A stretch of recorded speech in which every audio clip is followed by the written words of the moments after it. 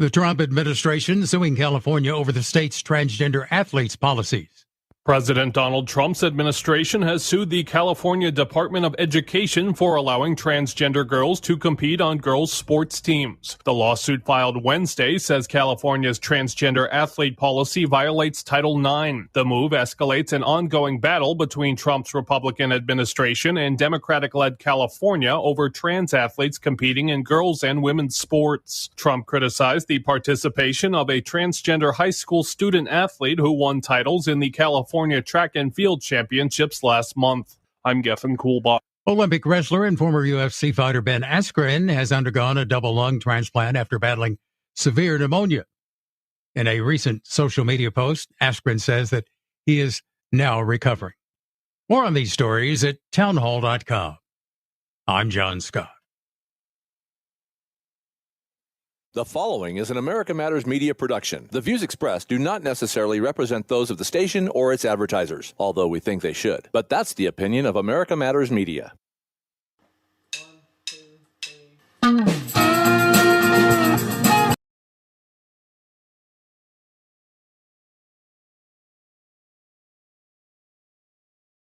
Thank you. All right, now it's welcome. I tell you what, mute buttons messed me up. I was muted there for a second. Welcome to the program, Mr. Constitution Radio. I started to call it Constitution Radio, which is on KMET on Saturdays. I host that from 1 to 2. Could be Mr. Constitution Hour, but that's on KPRZ and KCBQ in the San Diego market. This is Mr. Constitution Radio. Can't get enough of this show? Go to the other shows as well. They're both air on Saturday. This one is on Thursdays, 11 a.m. Pacific. Boy, I tell you, I am all thumbs today, apparently. It's good to have you. Glad you're here. This is new for me, this particular station, this particular network, these affiliate stations. I've been in radio, though, since 2011. I am a radio veteran, I guess you could say. Been around for a while. But I appreciate you. Glad you're here. Visit me at douglasvgibbs.com, douglasvgibbs.com.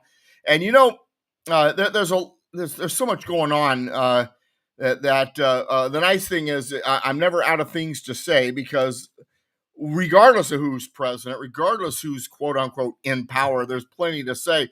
But we're going to talk about what I do is I do talk about politics. I am a conservative, but I talk about it in ways that nobody else does, because I'm a constitutionalist as well, an originalist.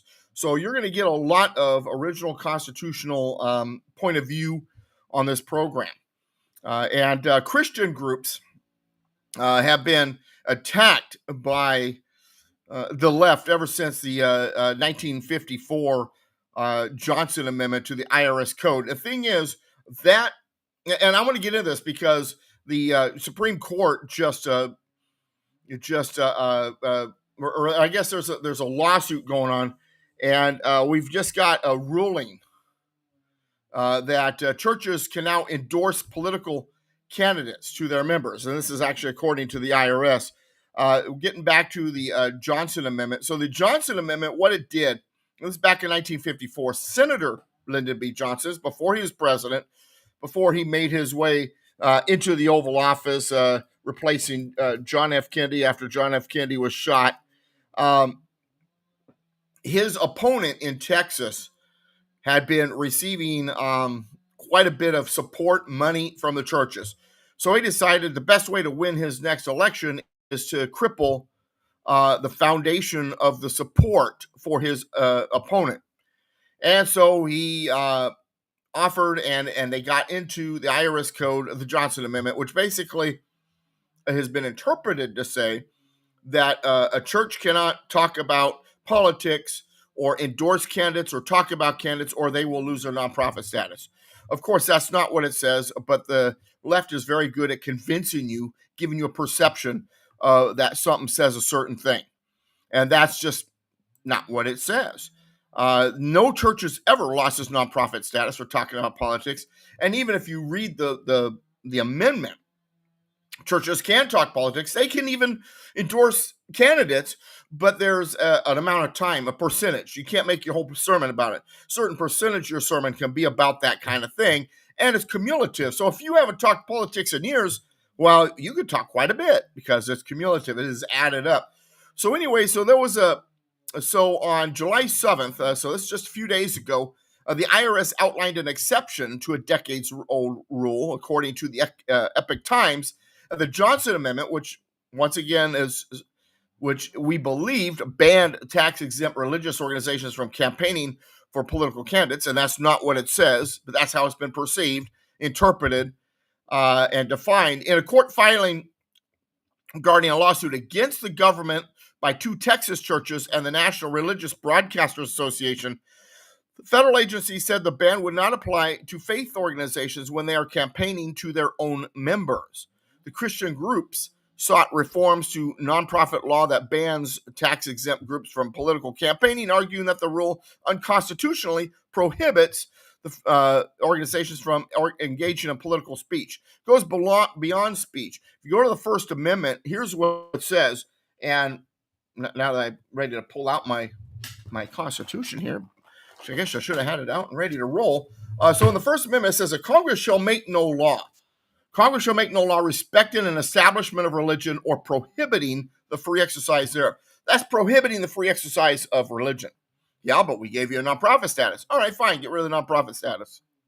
Then pay taxes. But anyway, no churches, once again, ever lost its nonprofit. You know why? Because it's a church. Churches, by virtue of being a church, cannot lose their nonprofit status. And if they were to lose their nonprofit status, the next day, by virtue of being a church, they would have it again. Churches don't get nonprofit letters like a 501c3 would get. It's a different animal. And the idea of the churches not paying taxes was a part of this idea of eliminating the established church. Because, see, in order to exist, to pay for all of its expenses, when we had established religion, the established church, whatever that established church was, a religion, we had them in each of the states, and then Britain had the Church of England. The church would receive tax dollars. Well, if all of their income now is donations, it's not tax dollars, it's not because of some job being held or some business being run, but through donations for the religious purpose of this church, then the idea is, well, let's make them tax exempt. But the problem is tax exemption now gives the federal government an excuse to have a stranglehold on the church and to limit what the church can say. However, they know they can't. It's not constitutional. That said, we got to take a break. When we come back, we'll talk more about this stuff. Don't go anywhere. This is Peter from Nevada Real Estate Radio. I talk about the subjects that help you as a home buyer, seller, or investor. Some people might just focus on the negative things, so guess where they're going? We do it differently. We focus on the positive aspects of today's real estate opportunities. You might have to navigate through some murky waters, but we're here to help you achieve success. Nevada Real Estate Radio, Thursdays, 3 p.m. on 93.7 FM. Nevada Real Estate Radio.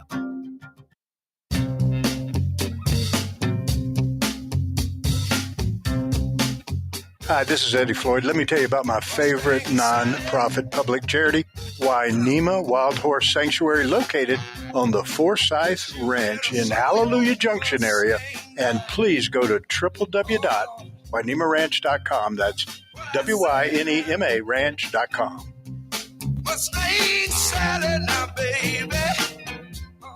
In northern Nevada, there's a one-of-a-kind home that provides temporary overnight lodging when veterans or family members are receiving medical care in the Reno area, some from hundreds of miles away. Too often, overnight accommodations are a financial and logistical challenge. Stephanie Tanksley and her husband are veterans who come for treatment from Bishop, California. We were lucky enough to be connected to the guest house so that I could stay for 10 nights when my husband was in the hospital. So I was able to visit him every day. It was just a blessing. Veterans Guest House is privately supported by individual and community donations from people like you who recognize our responsibility to support our heroes. And no government money is received for day-to-day operation of the house. Please support this organization. The Veterans Guest House is an amazing resource for veterans. Supporting this organization is one of the best ways that you can donate your time and your money just to help our veterans and their families. Find out how you can help at veteransguesthouse.org. Want to expand your advertising dollar?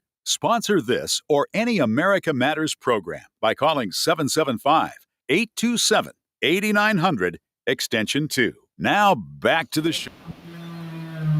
And welcome back, Mr. Constitution Radio here on Zaki Radio, America Matters Media, KPFG, FM 93.7, AM 1060. We, from what I understand, are on affiliate stations. You want to communicate with me? You want to tell me, hey, Doug, I listened to you at such and such station in San Francisco or Sacramento or whatever. Let me know.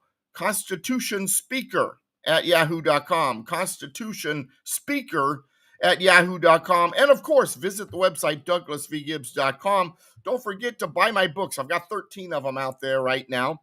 Right now, our store is about a month away from getting revamped. And so right now it's not working. Go to Amazon. All my books are there. Once we get my store going, we're going to get back to the t-shirts and the bumper stickers and all that other fun stuff, but for the merchandise. But right now it's just the books, Amazon.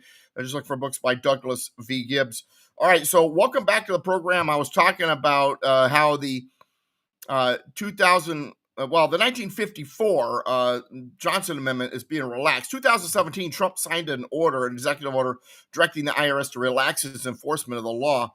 And it didn't really happen back then. The flack against him was heavier than it is today. I mean, don't get me wrong, the flack is heavy, but he's got more allies, I suppose you could say, in the government than he had back then, he being Donald Trump.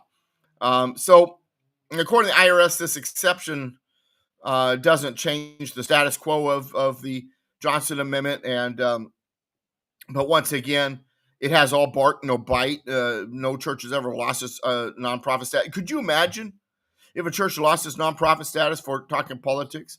And of course, it's also there's a lot of hypocrisy there. You know, we hear about them looking down their nose at conservative pastors and biblical pastors. But when we had what was that pastor's name? Something Wright, the Obama's pastor, and he's saying GD America. They didn't have a problem with that. And he talked all kinds of politics, but I guess it depends on who you support. Also, we have a Supreme Court ruling. Supreme Court on July 8th, 2 days ago, lifted a lower court order that prevented the Trump administration from carrying out job cuts in mass and restructuring federal agencies. And this is an interesting lawsuit. Basically, what the left has been saying is that the agencies are independent. They're independent of Trump. No, they're part of the executive branch. Article 2 establishes the President of the United States as having the executive power. And the executive power is the power to execute the laws of the United States. And that executive power, to execute the laws of the United States, this is given to him through the branch. He's the boss. The branch exists because of him, the President of the United States. They are not independent of the president. He is the guy in charge. His job is to execute the laws of the country, and his departments and his agencies are there to do that under his orders. And as the boss, if he wants to fire, he wants to move it around, he wants to restructure, he wants to cut how much they're spending, he wants to increase how much they're spending. Obviously, the apportionment of the money has to begin with Congress. But once that apportionment is in place, that he can work it in the real world, because Congress is not operating in the real world. He is. He's the one that's facing when things are due, how things are due, why things are due, whether or not it's necessary to be spent. And if he had to go to Congress every single time he had to make the slightest little adjustment or fire someone or restructure, at which, and, and that they'll go into their committees, and it'll be months before they make decisions. Nothing would get done. Yes, the wheels of government are supposed to grind slowly. There is such thing as a highly efficient government. It's a dictatorship. I get that. But that doesn't mean you go the opposite extreme and you hogtie the president to the point where he can't get anything done. And so what this does is that frees him up, allows him to run his branch. If you want to look it up, Trump versus American Federation of Government Employees, that's the case. And the Supreme Court lately has been quite interesting because the rulings have been coming down, for the most part, constitutional. In fact, my friend Warhamster and I, you can go to rumble.com/Warhamster, capitalize the W in war and the H in hamster, no spaces, no dashes, whatever. And he not only puts on that page shows that he and I do right here on Zaki Radio on Wednesdays from 11 to 12, but also other shows that we do together and that he does on his own. But yesterday we were doing episode 2 of Supreme Court Scorecard here on Zaki Radio. If you missed it, either go to ZakiRadio.com, find that link, or go to Warhamster's site at Rumble to get that video. Either or, I'm putting the links on my DouglasVGibbs.com. I'm not putting up the videos and all that. They're already in a couple places. But one of the things that we've realized is our scorecard this time around for the Supreme Court with Trump is, we're giving them mostly B's and A's. They're nailing it. And sometimes it's not just a 5-4, it's a 6-3, and sometimes an 8-1. There's been a couple of 8-1s in which Ketanji Brown Jackson was the only dissenting voice, and there was one, I can't remember which one exactly.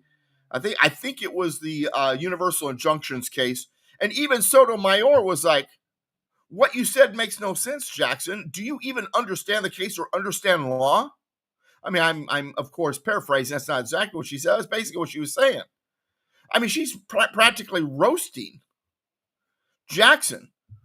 You remember Jackson, right? When she was in her confirmation hearing in the Senate, and they asked her about Dred Scott, and she didn't know some of the details of Dred Scott. And then they asked her about the definition of a woman.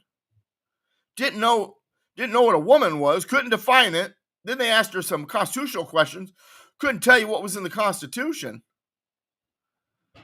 And it's amazing to watch this. We're watching, and I'm starting to wonder, and she's got kind of a Marxist leaning, but I'm starting to wonder, what is the Democrat Party's 2028 platform going to look like?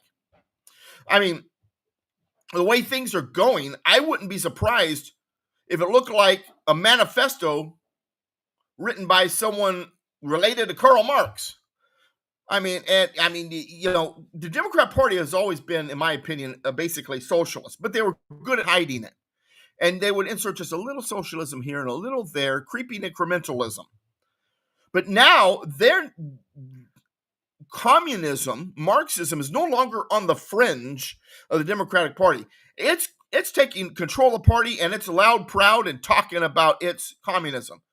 Zoran Mamdani, right? The New York City mayoral primary winner for the Democratic Party. And Mamdani describes himself as a democratic socialist. And the fact checkers, but he's not communist. Yeah, he is. Look at all of his policies, all of his plans. And Trump says, no, he's a communist. He may not be a card-carrying member of the Communist Party, but his known positions are arguably in line with Marxism. Like Karl Marx, the privileged Mamdani, who calls himself the BMW Bolshevik, sees the world through the lens of class struggle, the platform of the Democratic Socialist of America, of which he is a member. He fights for the abolition of capitalism, communism, as well as the social ownership of all major industry and infrastructure, socialism, communism. Mamdani is also promising free stuff for New Yorkers, from bus trips to childcare. He's proposing to freeze rents, stick it to the greedy capitalist landlords, and eventually take their properties and turn it all into social housing. Communism. Shift the tax burden. Redistribution of wealth. Communism. He says that there will be no billionaires. Communism. There's been some light pushback from within his party. A few Jewish Democrats in the party, in Congress, are raising concerns about him. The Hill reported that.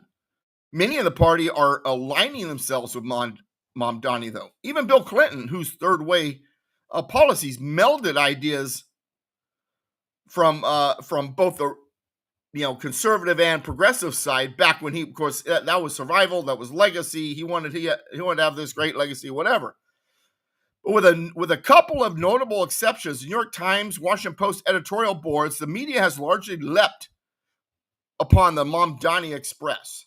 The hard left British Guardian seems happy to report that many Democrats from across the ideological spectrum believe Mamdani might offer a roadmap for winning back the voters they have lost touch with.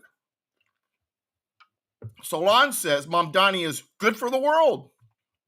New Yorker tries to make the case for Zoranomics. The Wall Street Journal insists Mamdani is a charming and exuberant young man who raps about his beloved Indian grandmother and displays an Obama-like magnetism that attracts young people and some old ones too. And he's not just a Marxist. He's not just a communist. He's Muslim as well. And everybody says, well, don't talk about that, Doug. No, it's absolutely important. I remember one time in one of his speeches, I'm going to make halal $8 again, $8 again. And the last presidential nominee, and possibly our California gubernatorial candidate in the next election, Kamala Harris, has deep Marxist roots. She's a daughter of a renowned Marxist economist from Jamaica who taught at Stanford University for decades. Harris's mother, her biggest influence, also had revolutionary connections. She has been referred to as a friend who helped formulate the ideas of Cedric Robinson's Black Marxism, the making of the Black radical tradition, says Harper's Bazaar. Her ideas don't stray far, if at all, from the Marxist creed, the Communist Manifesto, from each according to his ability, to each according to his needs. And then the sainted Barack Obama, his mentor was Frank Marshall Davis. He was a Communist Party member who had a lot to say to teenage Obama, mentoring him into hating America while romanticizing Soviet Russia. As president, Obama's Marxism was subtle, but he definitely, fundamentally transformed the United States. The young Obama was also guided by Barack Hussein Obama Sr., an African communist, anti-colonialist who hated the West, and wrote favorably of Soviet-style communism and industrial nationalization.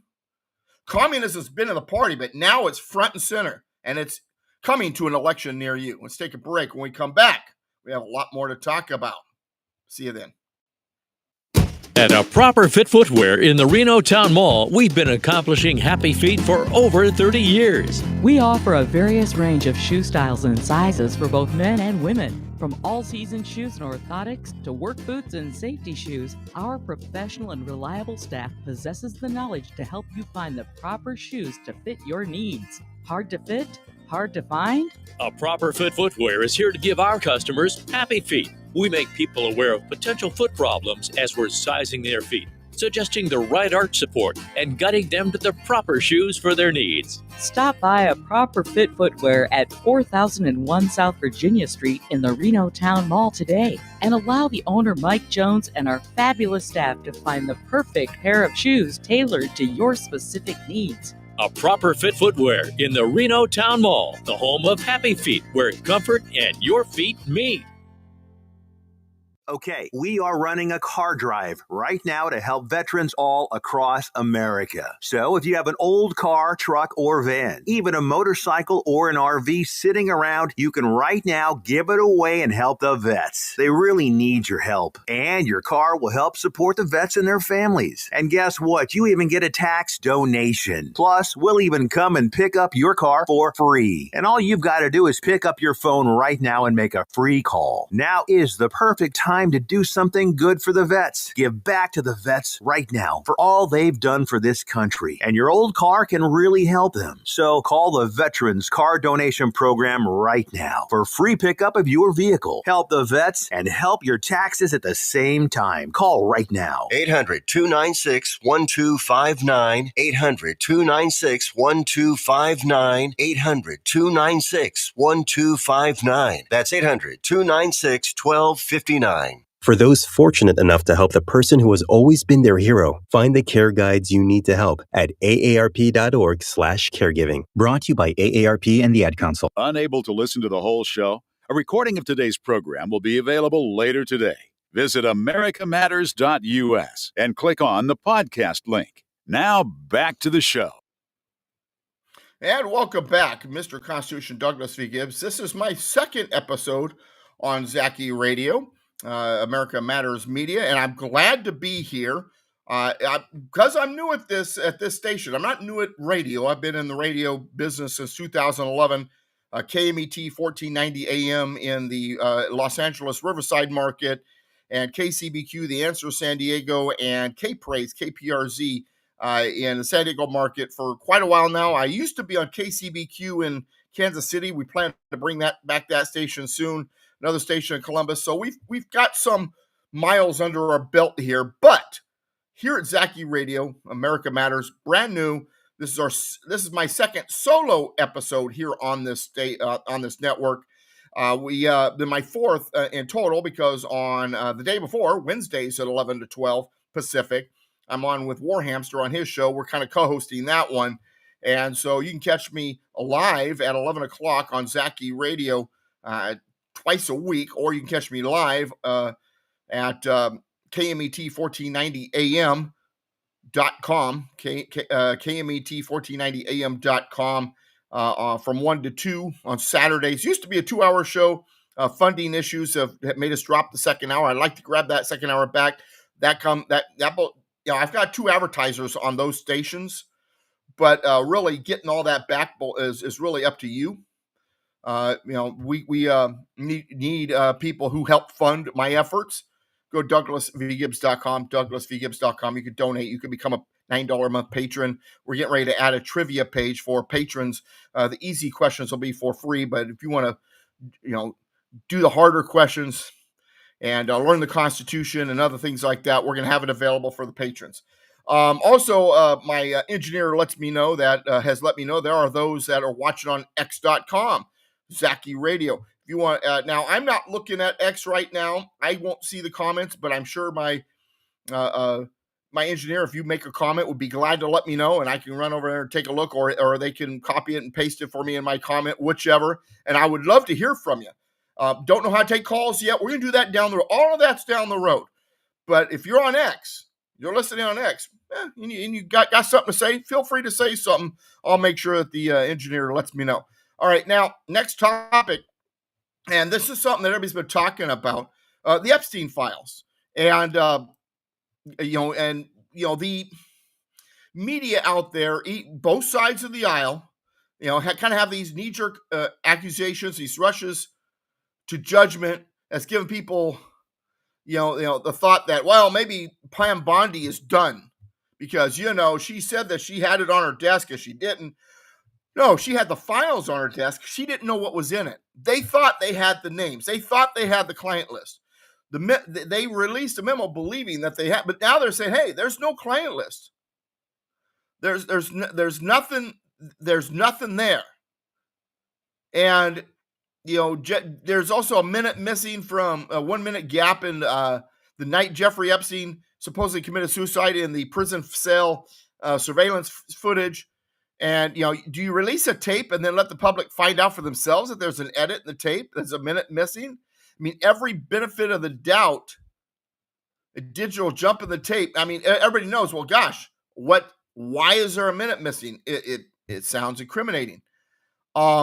Is there something going on? We have been lied to so much by these different administrations that we're quick to jump. Then they must be hiding something. They must be lying to us, or it's incompetence. And I'm not saying those things aren't true. I'm not saying that those things are not possible. I believe it's very, very possible that this administration said, whoa, what's that? Can't show the media or the world that. I don't know. But I do know this.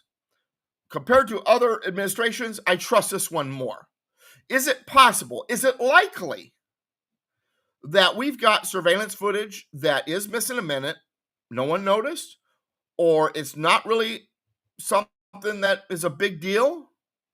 Because I've never seen a sudden 1 minute jump in anything. It had to have been removed. But did they know what it was? Did they do it, or was it the FBI ahead of time? She didn't know that the list wasn't a part of all that stuff on her desk. Does she need to be fired? I don't think Pam Bondi needs to be fired. I think this is a non-story. I really do.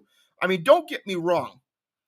When you analyze all of it, what's going on, and you view it through a conspiratorial lens, you expect there to be a conspiracy, then yes, those cries are easy to come by. It's easy. I mean, it's just like the other story. You know, Biden's doctor pleading the fifth, and I think this one's a little bit more incriminating. They walked out of the hearing when it came to Joe Biden's mental decline. Well, I think there's a lot more there on that one. Why would you plead the fifth and refuse to say anything? Why would you invoke the Fifth Amendment that you have the right to remain silent, under what it says actually in the Fifth Amendment, and I'll word it for you exactly, that you have the right to not shall be compelled in any criminal case to be a witness against himself. That's what it says in the Fifth Amendment. And so why is he going out of his way to not talk about questions about Biden's health and alleged efforts to conceal medical issues while he was in office? Because people are saying, hey, this is the biggest scandal in history. I don't know if it's the biggest scandal in history, but the president obviously wasn't. And we saw it long before anybody else did, right? You could tell. The House Oversight Committee Chairman James Comer confirmed that Dr. O'Connor, who served as the 46th president's personal doctor, has declined to answer any questions regarding Biden's cognitive abilities or treatments for serious conditions, including advanced stage prostate cancer, much less his dementia. So who was really president? The auto pin? Well, who was guiding the auto pin? Jill? His staffers? The deep state? Who was it?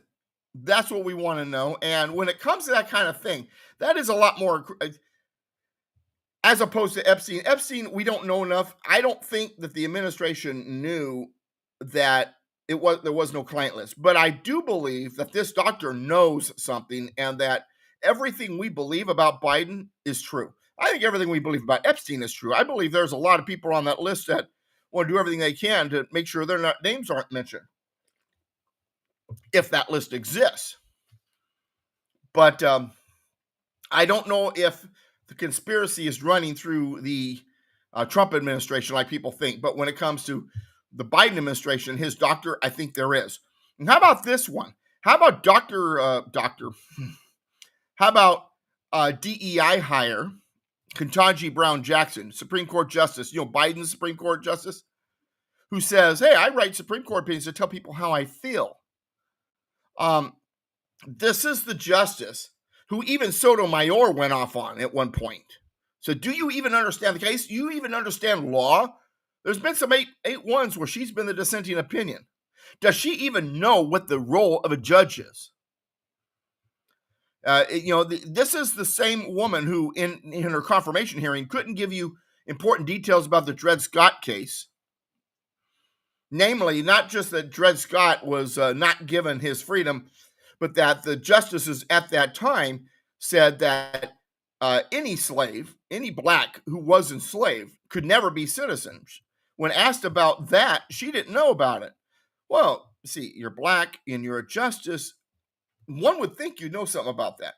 Do you know anything about the law? Do you know anything about how a court runs? Do you know anything about the Constitution? She couldn't answer Constitution questions. She couldn't even answer what a woman is. And now that she's on the Supreme Court, she's actually complained and saying, hey, I'm kind of at odds with the rest of the justices because I have other justices to deal with. I can't talk as much and I can't, put my feelings out there as much.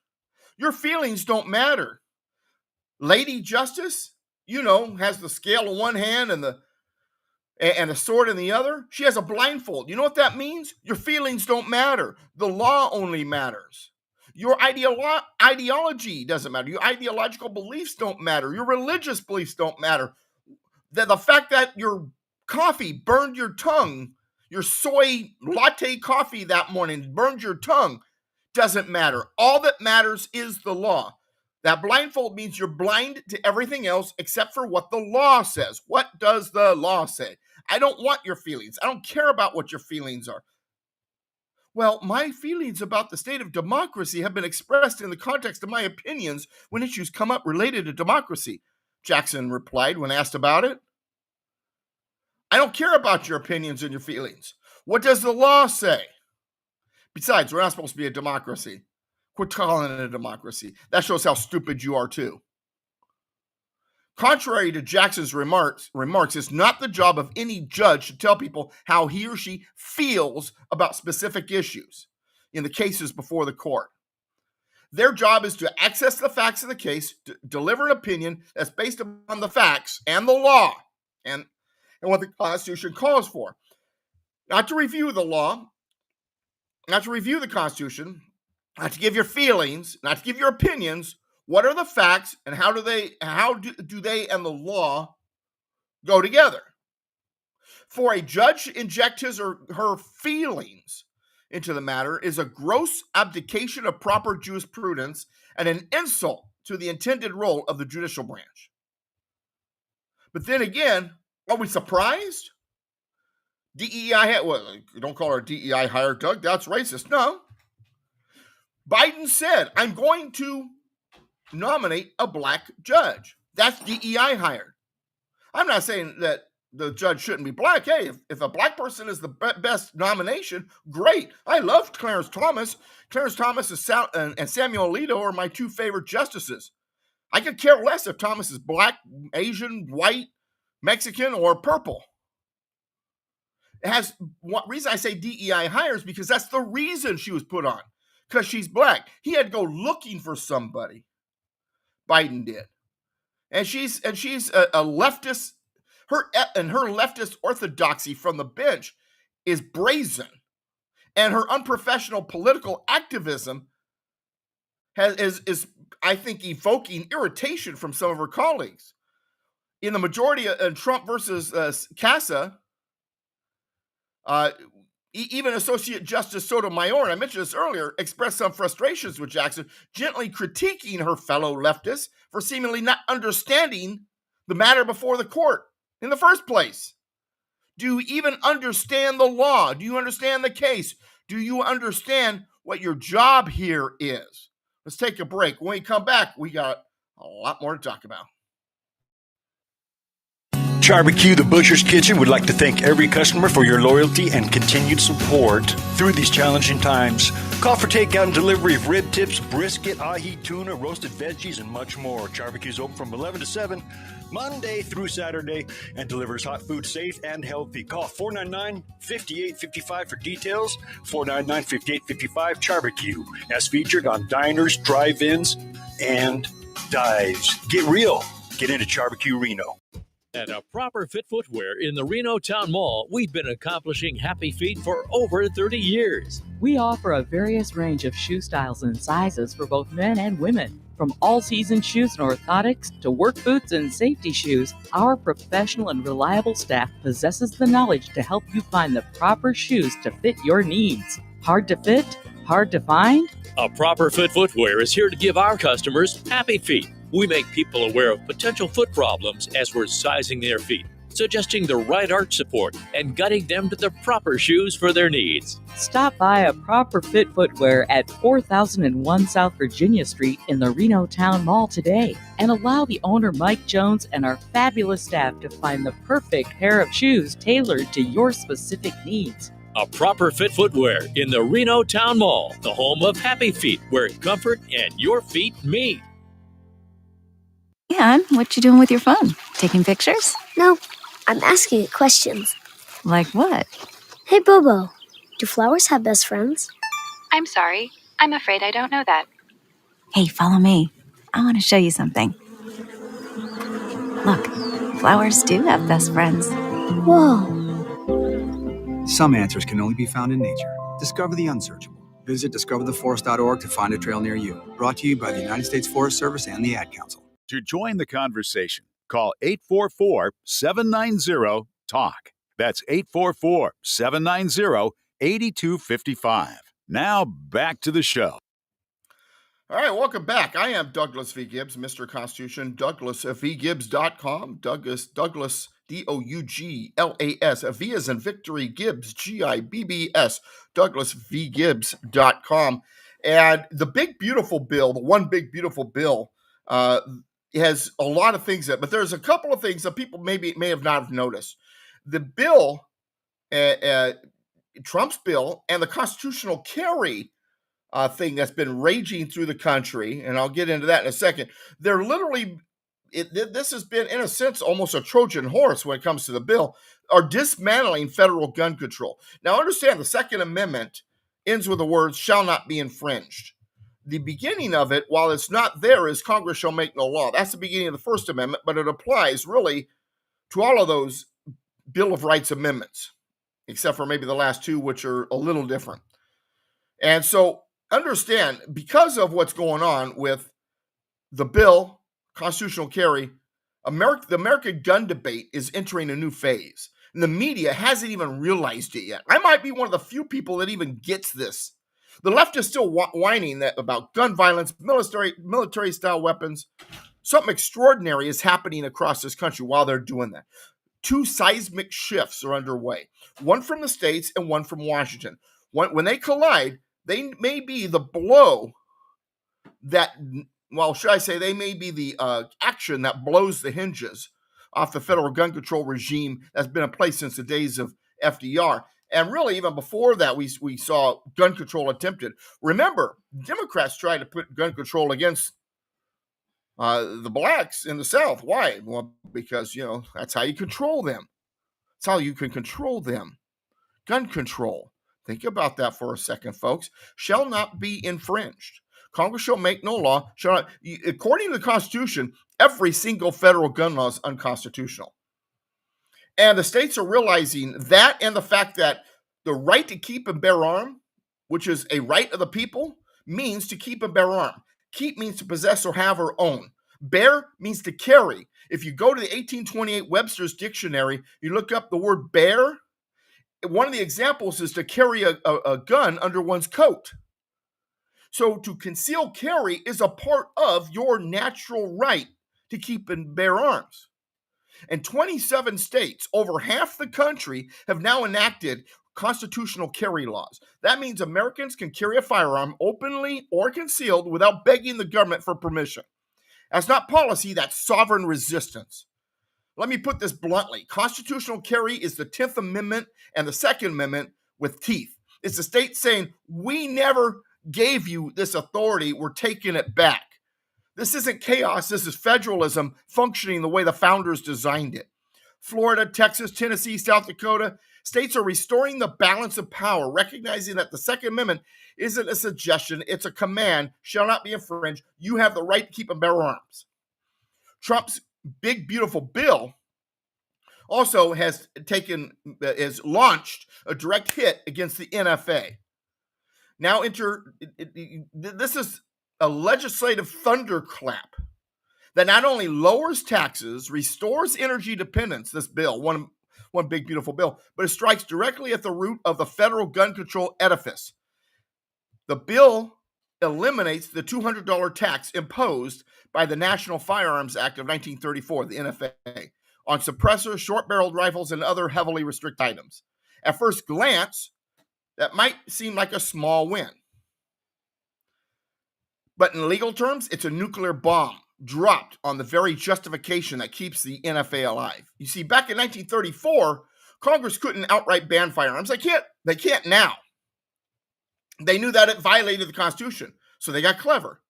Okay, we won't ban the guns. We'll tax it so heavily that it makes them inaccessible.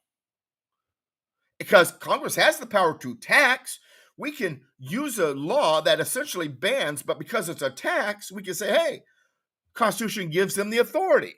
They hid behind Article 1, Section 8, which allows Congress to collect taxes. And in 1939, the Supreme Court upheld the NFA in U.S. versus Miller, not because banning guns was okay, but because it was a tax measure, and Congress has the power to tax. But with the big, beautiful bill, the tax is gone. It has been eliminated. What's left? A registry, a bureaucracy, a set of regulations, and no revenue. It's not a tax anymore. That's a federal gun control law dressed up in yesterday's legal costume. And without the tax justification, the entire NFA collapses under its own constitutional weight. They tried to do the same thing with Obamacare, right? Well, they can't make you buy insurance. The Constitution gives no authority to the federal government regarding medical anything. So how they say it was constitutional? Oh, because there's a tax in it. You know, the fee. Oh, well, since there's a tax, okay, that makes it constitutional. That's the game they play. So the gun owners of America saw this opening and they pounced on it. They launched lawsuits arguing that without the tax, the NFA no longer operates under any legitimate constitutional authority. And they're absolutely right. Courts can't explore legislative motive, but they can examine effect. The effect is now crystal clear. The NFA, without a tax, is nothing more than a prohibition and regulation of firearms that are commonly owned and lawfully used, which places it in direct conflict with the Second Amendment under District of Columbia versus Heller and Bruin. The Supreme Court has made it clear firearms in common use for lawful purposes are off limits to government bans. And let me tell you, folks, suppressors, pistol braces, short-barreled rifles, they are in widespread lawful use. This is not 1934 anymore. We're not dealing with the mob. We're not dealing with the mafia. Not that that was a good enough excuse to go against the Constitution. And without the tax as a shield, the entire system is starting to look like what it really is. An unelected bureaucracy waging war on your rights. The ATF, making up rules as it goes along. And the ATF, alcohol, tobacco, firearms, I've always told people that sounds more like a convenience store. That's a store I would shop at. Of course, the alcohol and the tobacco and the firearms have to be on the opposite side of the store. Gun Control Act of 1968, unconstitutional restriction on private firearm transfers. The NFA, a fraud, a tax law with no tax, and unconstitutional.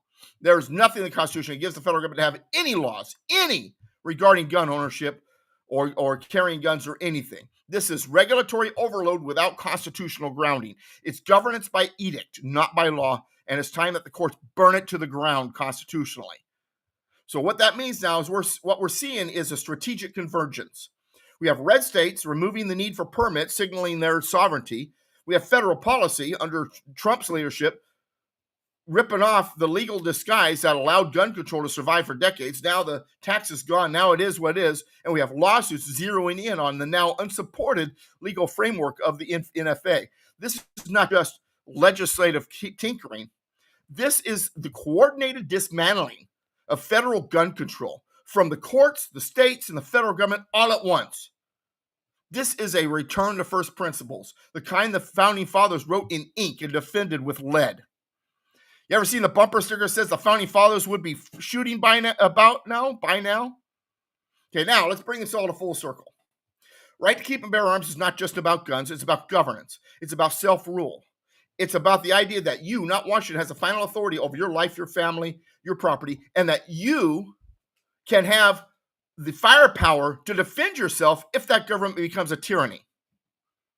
The moment with constitutional carry rising, the NFA collapsing, the federalism reawakening, this is a moment that is It is a cultural inflection point. We're seeing the rebirth of liberty over control. We're seeing the rebirth of responsibility over dependency, rugged individualism over bureaucratic collectivism. We're not asking permission anymore. We're asserting our rights unapologetically, constitutionally. The big, beautiful bill is not just a tax cut, it's a strategic wrecking ball aimed at unconstitutional overreach. And with red states leading the charge, pro-Second Amendment litigators pressing the courts, and the American people reawakening to their heritage, we are on the cusp of something historic here. The end of federal gun control, as we've known it since 1934. This is the moment. This is the fight. The NFA no longer hides behind a tax, and when you strip away the disguise, all that's left is naked tyranny. That, my friends, we were born to resist that. We were born to stand against that. The left talks about resistance. I'll give you resistance. Let's resist the tyranny that's been thrust upon us over the last century. The Second Amendment is very clear. The Second Amendment says, and I'm going to quote, I've got my handy dandy pocket constitution here, and I'm going to, for those who can't see it, here are the pages. Second Amendment here, a well-regulated militia being necessary to the security of a free state, the right of the people to keep and bear arms shall not be infringed. Well-regulated militia. Regulated does not mean government regulated. It means in good order. Look up regulated in the 1828 Webster's Dictionary. So, in other words, a well-regulated militia is a militia in good order. It's well-equipped. It's organized. They're trained. Yes, our militia, the militias back then were trained. They would meet. And I'm not just talking about the organized militia. I'm not just talking about National Guard or something like that. I'm talking about the militia. You, the unorganized militia, which, by the way, is in the U.S. Code, thanks to the Militia Act of 1903, being necessary, not recommended, not hope it's there, necessary to the security of a free state. The security of a free state, a free Massachusetts, a free Virginia, a free California, a free Oregon, a free Arkansas, a free state is necessary to the security of a free state. Against whom? Against an invading force? No, that's what the military's for. Well, then, to whom is the militia necessary to keep the state free from? A tyrannical government. And if our militias need to be there to protect us from a tyrannical government, what does that mean? We need to be armed. And our arming must be, when it comes to the firearms part at least, as advanced as theirs. If we're going to have to go up against them, we got to have advanced firearms. Who are they?